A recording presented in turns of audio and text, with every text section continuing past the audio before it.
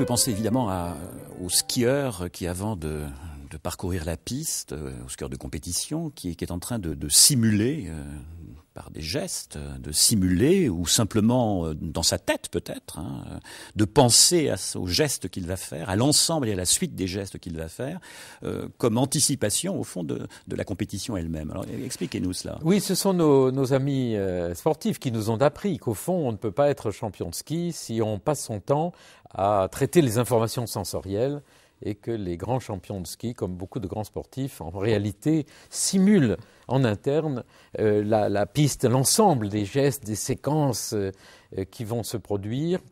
Et ceci nous a intéressés parce qu'au fond, il n'est sans doute pas possible pour le cerveau de traiter en permanence toutes les informations des sens. Le cerveau est un prédicteur et il va choisir à chaque moment, à chaque instant, à chaque geste, au fond, les informations sensorielles qui sont pertinentes par rapport à l'action. Et on a même été amené à aller un petit peu plus loin en pensant qu'au fond, le cerveau est simplement un comparateur. Il va simuler mentalement l'ensemble des gestes qui sont nécessaires pour descendre une piste, mais aussi pour faire d'autres mouvements sportifs.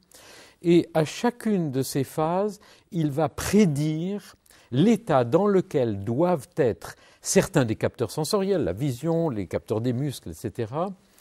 Et il va au fond comparer ces prédictions avec ce qui se produit. Et ce type de mécanisme est sans doute le seul qui permet d'aller aussi vite. C'est vrai aussi pour le musicien.